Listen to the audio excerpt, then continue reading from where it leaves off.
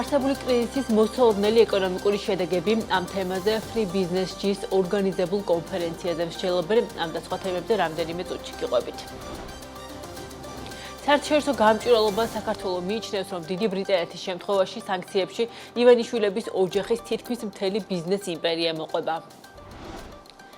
TBC კაპიტალის შეფასებით ლარის გაუფასურებას ჯერ კიდევ შემოდგომაზე გადახურდავებული თანხები ამცირებს. აზერბაიჯანში საქართველოს საელჩოს ახალი შენობა აშენდება. ამ მიზნით აზერბაიჯანულმა მხარემ ქვეყანას ბაქოს ცენტრალურ უბანში 3450 კვადრატული მეტრი ფართობის მიწა გადასცა. მაგდის მიერ საკუთარ ქსელზე კომპანიების დაშვებამ აჩენს საშუალებას, რომ საქართველოში მობილური მომსახურების ალტერნატივები გაჩნდეს და ბაზარზე მეოთხე მობილური ოპერატორი გამოჩნდეს. ამის შესახებ მცირე და საშუალო სატელეკომუნიკაციო ოპერატორების ასოციაციაში აცხადებენ. მოგესალმებით, SBMG-ა რეგიონის წამყვანი ბიზნეს მედია სააგენტო, მე ნუცა შუბაშვილი ვარ და ეკონომიკისა და ბიზნესის სიახლეების შესახებ გიყვებით. არსებული კრიზისის მოსალოდნელი ეკონომიკური შედეგები თემაზე ამ წუთებში Free Business Georgia's მიერ ორგანიზებულ კონფერენციაზე მსჯელობენ, როგორც კერძო სექტორის წარმომადგენლების ნაწილმა ღონისძიების დაწყებამდე განაცხადა, მოუდინია, რომ მიმდინარე წელი საქართველოს ეკონომიკისთვის საკმაოდ რთული იქნება, მათი შეფასებით შექმნილი კრიზისული ვითარებიდან ერთადერთი გამოსავალი. ახალი არჩევნებია. გიგა ბენია ესწრება ღონისძიებას და ახლა ის შეფასებებით პირდაპირ ეთერში გვერდება. გიგა, მოგესალმებით და გისმენთ. ნუცა მოგესალმებით, ზუსტად ამ წუთებში შედიან ბიზნესმენები სპეციალურად გამოყოფილ ოთახში, სადაც უნდა იმსჯელონ იმ გამოწვევებზე, რაც ელის საქართველოს 2025 წელს, იმ შემთხვევაში თუ ქართული ოცნება უკან არ დაიხევს და საქართველოს პროევროპულ კურსს არ დაუბრუნდება. შეხვედრის დაწყებამდე ბიზნესმენების ნაწილმა მედიასთან კომენტარი გააკეთა, მათ ვრცლად არ უსაუბრიათ ჩვენთან ჯერჯერობით, ვინაიდან სწორედ ამ შეხვედრაზე უნდა გაცვალონ ერთმანეთთან აზრები, თუმცა განაცხადეს, რომ პოლიტიკური კრიზისი ეკონომიკურ კრიზისში უკვე ნელ-ნელა ითარგმნება, საკმაოდ ბევრი გამოწვევა არსებობს, მათ შორის ინვესტორებთან კომუნიკაციის პროცესში და კერძო სექტორში აცხადებენ, რომ რაც უფრო მეტად გაიწელება ახალი არჩევნების დანიშვნის თარიღი, მით უფრო კრიზისულ მდგომარეობაში შევა საქართველოს ეკონომიკა. მათი განცხადებით, ნებისმიერ შემთხვევაში თუ ქართული ოცნება უკან არ დაიხევს და არ მოусმენს საზოგადოების გარკვეულ ნაწილს, რომელიც ითხოვს ახალ არჩევნებს, მაშინ ქვეყანას პრობლემები შეექმნება ფულად შემოდინებებში, მათ შორის ისინი არ გამორიცხავენ ლარის გაუფასურებას და შესაბამისად მაღალ ინფლაციას. არც თუ ისე ადვილი სიტუაცია ჩანს, ჯერ კიდე არ ასახულა ის პრობლემები, რასაც ჩვენ ხედავთ, ციფრები, რასაც აჩვენებენ, არ ასახულა ჯერ ყოველდღიურ ეკონომიკაზე, აისახა მხოლოდ ტურიზმის სექტორზე, თუმცა აშკარად ჩანს, რომ უახლოესი მინიმუმ 2 კვარტალი, პირველი ნახევარი 25 წლის საკმაოდ რთული იქნება, როგორც სავალუტო შემოდინებების თვალსაზრისით, რთული იქნება ასევე კურსის თვალსაზრისით, რთული იქნება ინფლაციური წნეხის თვალსაზრისით, ეკონომიკური ზრდის პროგნოზის თვალსაზრისით და შესაბამისად ჩვენ შევდივართ საკმაოდ რთულ ეკონომიკურ წელიწადში. არა მარტო 25-ში, არამედ 26-ში. თუ გაგრძელდება ესეთი პოლიტიკური კრიზისი და იზოლაციის მდგომარეობა ქართული ეკონომიკის, ალბათ ეს კრიზისი კიდევ უფრო გაღრმავდება. დღეს ამ შეხვედრას ესწრებიან Free Business G-ზე დარეგისტრირებული კომპანიების წარმომადგენლები, თავად კერძო სექტორში აცხადებენ, რომ მათ არ ახსოვთ, როდი შეიკრიბა ამდენი ბიზნესმენი ერთად, მათი თქმით, ქართულმა ოცნებამ უნდა გაითვალისწინოს მათი მოსაზრება, მოთხოვნა ახალი არჩევნების დაწესებასთან და პატიმრების გათავისუფლებასთან მიმართებით და როგორც ისინი აღნიშნავენ, მნიშვნელოვანია, რომ საზოგადოებამ გააგრძელოს ის პროტესტი, რომელიც 50-მე დღეა მიმდინარეობს, ხოლო აუცილებელია, რომ ამ პროტესტის ხმა გაიგოს და გაითვალისწინოს ქართულმა ოცნებამ. ძალიან რთული სიტუაცია. ბიზნესი როგორც ყოველთვის ვაჟკაცურად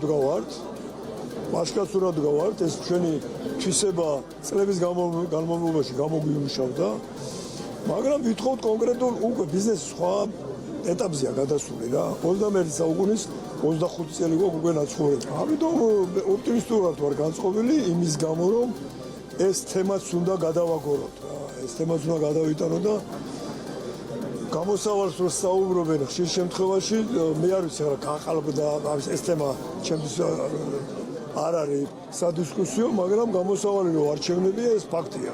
იმიტომ კი არა რომ ვიღაცას ვერ ბძვით. არსებობს გამოსავალი. როგორ უნდა გამოვიდეთ მდგომარეობიდან?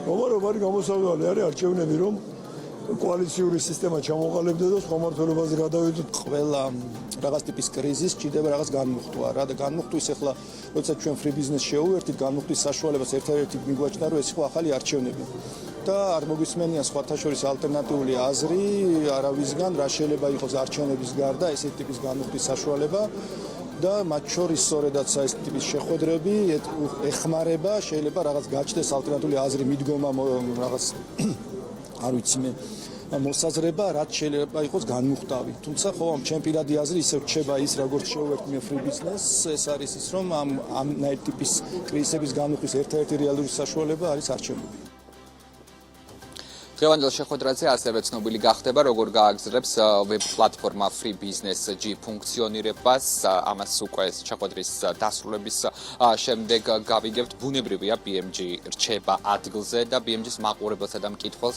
გავაცნობთ იმას, თუ რაზე ისაუბრებენ კერძო სექტორის წარმომადგენლები და როგორი იქნება ბიზნესის თვარით დანახული ის მოლოდინები და ამ კრიზისიდან გამოსვლის გეგმები. მადლობა გიგა, ეს გიგა ბენია იყო, რომელიც Free Business-ის კონფერენციიდან საუბრობდა და გაგვაცნო ბიზნესმენების შეფასებები. ჩვენ კი ვაგრძელებთ გამოშვებას საერთაშორისო გამჭვირვალობა საქართველოს შეფასებით. დიდი ბრიტანეთის მიერ ივანიშვილის და მისი ოჯახის წევრების სანქციების შემთხვევაში ფინანსურ სანქციებში მოყვება ივანიშვილების ოჯახის თითქმის მთელი ბიზნეს იმპერია, რადგან ეს კომპანიები საბოლოო ჯამში სწორედ გაერთიანებული სამეფოს ოფშორულ ტერიტორიებზეა რეგისტრირებული. ორგანიზაციის შეფასებით სანქციებში მოყვება ივანიშვილების ოჯახის 95-ზე მეტი ქართული კომპანია, მათ შორის ქართულ ბანკი, ფონდი ქართუ, გალერეა თბილისი, აქციის ტაუერსი, ჰაიდელბერგ ცემენტი.